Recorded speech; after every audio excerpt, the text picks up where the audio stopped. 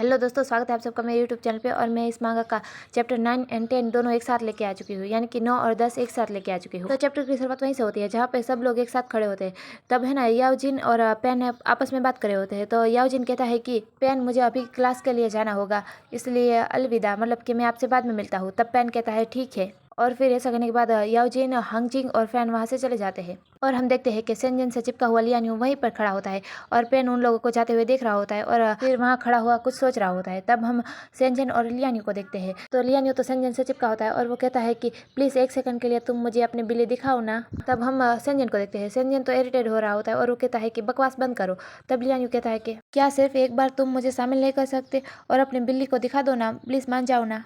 तब हम सेंजन को देखते हैं और सेंजन सोचता है कि मुझे समझ में नहीं आ रहा है कि इसे मेरे आध्यात्मिक जानवर के बारे में इतना क्यों जानना है। और तब हम लियान्यू को देखते हैं। लियान्यू की आंखें तो चमक रही होती है और कहते हैं प्लीज बताइए ना, प्लीज बताइए ना।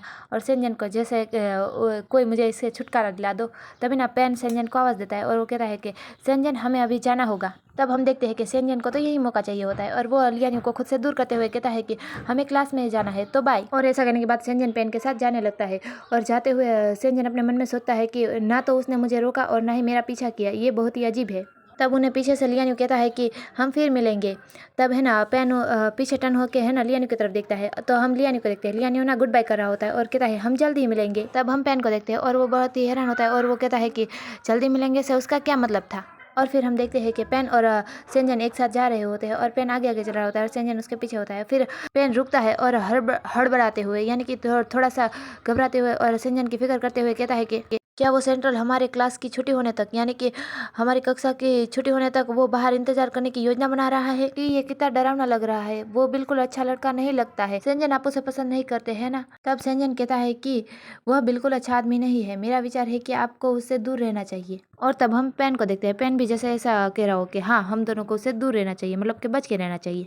तब हम सेंजन को देखते हैं और सेंजन ना अपने मन में कुछ सोच रहा होता है। तो सेंजन ये सोच रहा होता है कि जिसका स्टोरी में जिक्र भी नहीं है वो भी है, मतलब कि लियान्यू की बात कर रहा है कि उसका स्टोरी में जिक्र तो नहीं था पर वो है। और पेन के लिए अकेले हांजिंग को संभालना भी काफी मुश्किल है।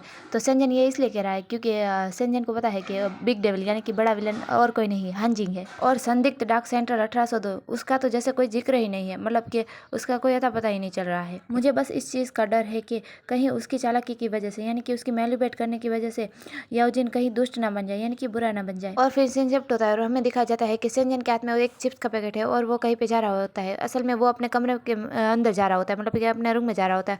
और अंदर जाते ही उसे सामने से लियान्यू का सिर दिखता है। तब वो कहता है कि मैं जानता था जब उसने कहा कि हम जल्दी ही मिलेंगे। मतलब ये है कि लियान्यू कहीं गया ही नहीं था, वो वहीं पर इंतजार कर रहा था और जैसे ही सेंजन बाहर आया वो वापस से उसके सामने आ गया। तो हम देखते हैं कि सेंजन उस शेर को देख रहा होता है। तभी ना वो शेर सेंजन के कंधों पे अपने दोनों पंजों को रख लेता है और उबासी लेने लगता है। तब बेचारा सेंजन तो सोचने लगता है, मतलब कि उसे कुछ समझ में नहीं आ रहा होता है क्या हो रहा है। और हम देखते हैं कि शेर तो उसके गले लग रहा होता है, मतलब कि वो तो उससे बहुत ही ज्यादा चिपक रहा होता है। तब सेंजन को तो बहुत ही ज्यादा गुस्सा आ रहा होता है। लेकिन तभी वहाँ पे लियान्यू भी आ जाता है और लियान्यू कहता है कि आपको पता है कि मैंने सुबह से कुछ नहीं खाया है और इसलिए आपने ये मेरे लिए तैयार किया है। यही बात मुझे आपकी बहुत ही अच्छी लगती है, बहुत ही प्यारी लगती है मेरे प्रिय सेंजन। और ऐसा करने के बाद वो है ना, सेंजन के हाथ से चिप्स का पैकेट ले लेता है और इस चिप्स के पैकेट को फाड़ के उसके सारे चिप्स अपने मुंह में डालता है, मतलब कि सारे के सारे एक साथ खा जाता है और कहता है तभी है ना, सेंजन बहुत ही ज़्यादा गुस्से में लगता है और कहता है कि तुम जो भी कहना चाहते हो जल्दी से कह दो, मतलब कि तुम यहाँ क्यों आए हो, जल्दी से कहो। तब लियान्यू उस सारी चिप्स को खाने के बाद उस पैकेट को फेंकते हुए कहता है कि क्या तुम ये जानने के लिए उत्सुक नहीं हो, मतलब कि तुम ये जानना नहीं चाहोगे कि मैं अंदर कैसे आया और क्या तुम मुझे बाहर नहीं निकालोगे।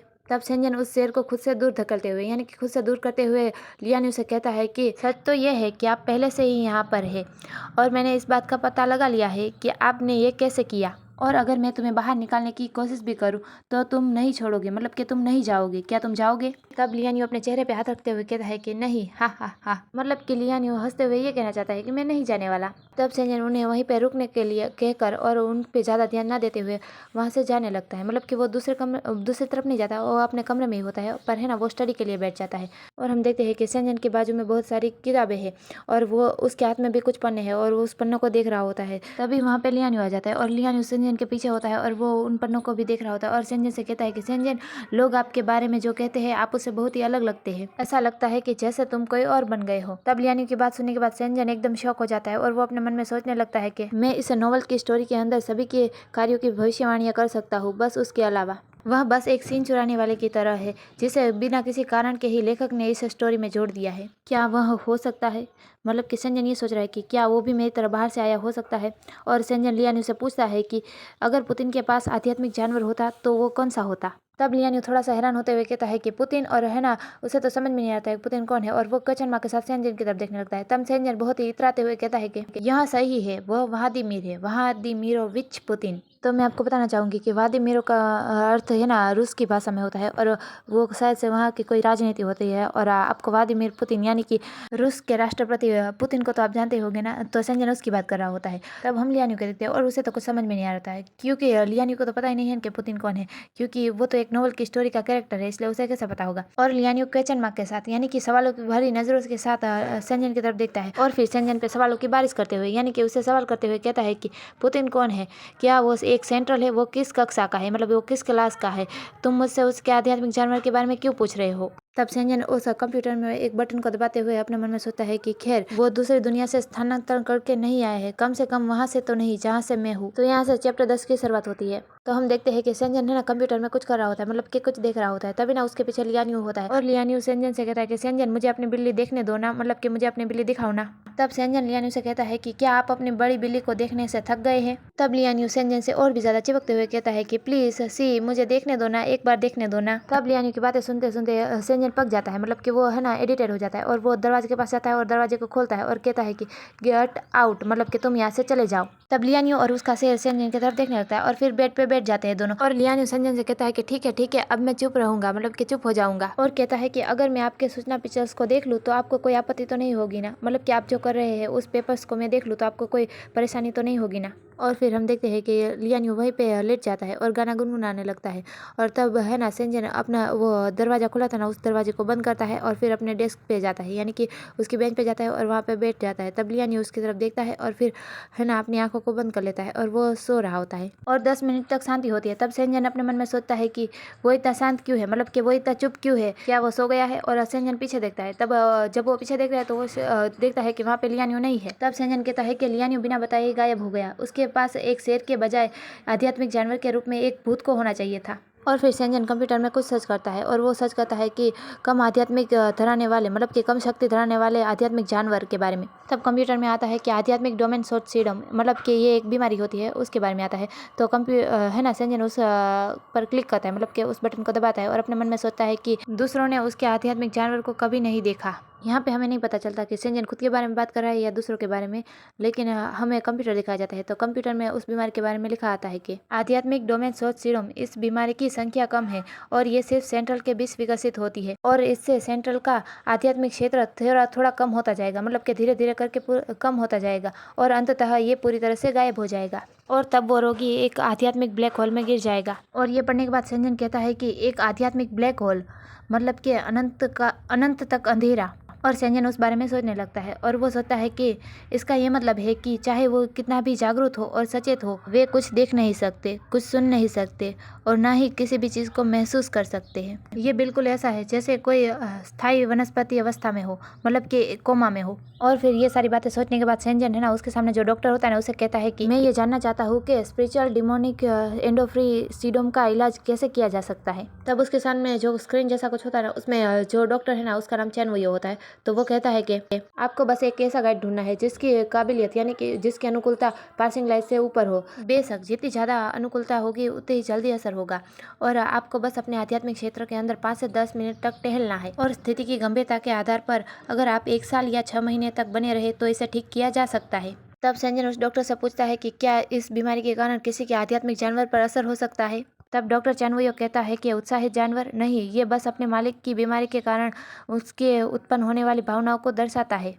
तब डॉक्टर की बात सुनने के बाद संजन को सोचने लगता है और वो सोचता है कि लियानी उसके पीछे से आता है और वो हर बार ऐसा ही कहता है कि प्लीज़ मुझे 1 सेकंड के लिए अपनी बिल्ली दिखा दीजिए ना। तब लियानी के बारे में ये याद आते ही संजन अपने मन में सोचता है कि मैं जानता था कि वो मेरे लिए परेशानी तलाश कर रहा है। तब हम देखते हैं कि डॉक्टर अपनी बात को आगे बढ़ाते हुए कहता है कि इसका किसी की आध्यात्मिक शक्ति पर प्रभाव पड़ सकता है। सामान्य तौर पर जैसे कि उसकी शक्ति जितनी ज़्यादा होगी उसका आध्यात्मिक क्षेत्र उतना ही बड़ा होगा, लेकिन मरीजों के मामले में ऐसा नहीं है। यह बीमारी उनकी आध्यात्मिक शक्ति में झूठी कमी का कारण बनेगी क्योंकि उनका आध्यात्मिक क्षेत्र संकुचित हो चुका है, मतलब कि कम हो गया है। तब संजन पूछता है कि झूठी कटौती यानी कि गलतफहमी का क्या मतलब है। तब डॉक्टर कहता है कि इसका ये मतलब है कि किसी की आध्यात्मिक शक्ति वैसे ही बनी रहती है, चाहे वो कोई भी हो, और वो इस आध्यात्मिक शक्ति को ई या डी के रूप में ही दिखाता है, मतलब प्रदर्शित करता है। उदाहरण के लिए तुम इस आध्यात्मिक शक्ति को एक पानी से भरे टैंक के रूप में सोच सकते हो, जैसे कि सामान्य लोगों के पानी की मात्रा टैंक के आकार के बराबर होनी चाहिए। और डॉक्टर कहता है कि स्पिरिचुअल डेमोनिक एंडोफ्रीसिडोम वाले मरीज वो होते हैं जिनके पास एक बड़ा टैंक तो होता है पर उनके अंदर पानी बहुत ही कम होता है। और डॉक्टर कहता है कि आप दूसरों के लिए एक पानी से भरे टैंक की तरह है, इसके विपरीत वे आपके लिए आपकी आंखों के पानी के बूंद मात्र है। और डॉक्टर कहता है कि वैसे आप ये क्यों जानना चाहते हैं? तब सेंजन कहता है कि मैं ये अपने एक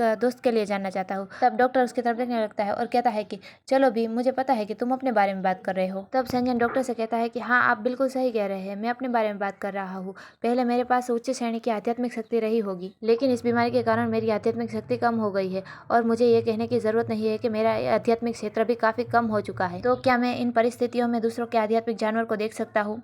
तब डॉक्टर स्क्रीन में कुछ दिखाते हुए कहता है कि एक उच्च आध्यात्मिक शक्ति का लेवल कितना ऊंचा हो सकता है। और डॉक्टर गण संख्या करने लगता है और अपने मन में सोचता है कि वो निश्चित रूप से ये जानता है कि अपने सिंह को कैसे बचाना है, मतलब कि खुद को कैसे बचाना है। और डॉक्टर कहता है कि ठीक है, मुझे पता है कि एक्सट्रीम की गणना कैसे की जाती है, मतलब कि उसे कैलकुलेट कैसे किया जाता है। और वो कैलकुलेट करने लगता है और कहता है कि क्योंकि आपने कहा था कि अब ये बहुत ही कम हो सकता है, अगर आपकी आध्यात्मिक शक्ति का मूल ग्रेड एस है तो मान लो कि ये नीचे ई तक गिर गया है। और कैलकुलेट करने लगता है और कहता है कि जवाब है कि अगर आपकी आध्यात्मिक शक्ति का ग्रेड एस से गिर के ग्रेड ई हो गई है और आपका आध्यात्मिक डोमेन 0 है, यानी कि 0 है, तो आप अपने अलावा किसी और के आध्यात्मिक जानवर को नहीं देख सकते, मतलब कि नहीं देख पाएंगे, और अन्य आध्यात्मिक जानवर भी आपको नहीं देख पाएंगे। तब हम देखते हैं कि सेंजन ये सारी बातें सुन रहा होता है और फिर है स्क्रीन के पास आता है और कहता है कि मुझे आप पर गंभीरता से शक होने लगा है, यानी संदेह होने लगा है कि आप एक फर्स्ट क्लास के स्टूडेंट है और लेक्चर की गणित संख्याओं में से एक के साथ मेरी परीक्षा ले रहे हैं, तो आप अपना होमवर्क खुद कीजिए, ठीक है? तब डॉक्टर कहता है कि आपका आध्यात्मिक जानवर आपसे भी ज्यादा दुखी है, आप कम से कम अपने आसपास के लोगों को देख तो सकते हैं। तब सेंजन उस कॉल को, यानी कि उस स्क्रीन को बंद कर देता है और फिर खुद को